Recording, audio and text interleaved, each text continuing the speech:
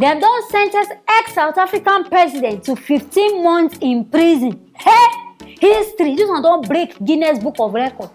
I never hear say forget the ex, make we just put the president. Say ex-president enter inside jail. I beg when this one go enter Naija. When this kind thing go reach our side. Because we know this man when they enter jail, it means say he go see we. He go use him eye see things and he go shock. People wey no like am inside that prison, they go show am pepper.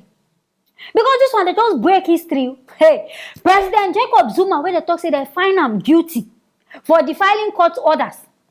This man sef, now you bring problem to yourself. The second court, they allege you say you dey into corruption, say you thief things. Come court, may they ask you questions. In fact, maybe you go answer yes or no, I no do this thing. They say this man no even go at all. He no even near the place because they feel say as per president now him be the god of everywhere. Nothing go happen to them. Before we go see, Auntie George don't vex. Now the Auntie George give am jail sentence, say abeg, me go do small summer holiday inside prison yard. My people, make una watch. South Africa's top court was clear and scathing in its ruling, declaring that the former President Jacob Zuma was a manipulative liar who'd sought to destroy the rule of law to save his own skin. No person is above the law, and every person, whatever be her or his rank or condition, is subject to the ordinary realm of the law and amenable to the jurisdiction of its tribunals. Jacob Zuma, already on trial in a separate corruption case, now has 5 days to hand himself over to the police. This is an extraordinary moment for South Africa. Mr. Zuma is facing jail for refusing to cooperate with this public inquiry into the corruption that flourished during his presidency. He insists he's innocent, a victim. But today, a man who last went to prison half a century ago for his role as a freedom fighter against racial apartheid is heading back to jail in the democracy he fought to build. Una don see abi? You wey be say you dey on that trial case, they come invite you say, come make we follow you talk. You know, come. I no go surprise say soon this man go talk say in nowhere. Now make I no come because we know all this our African president and people. There's a big lie. They can't lie where this man go bring her come now. Even the judge go faint.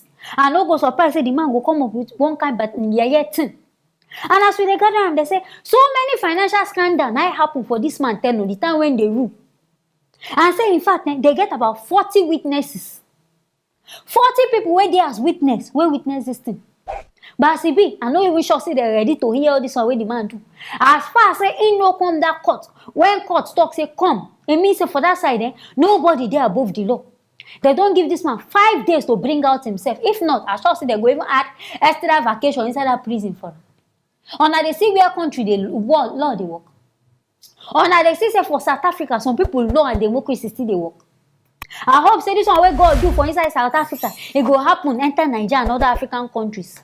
Make we come see people negotiate. In fact, all these politicians they go they batter, they enter inside prison.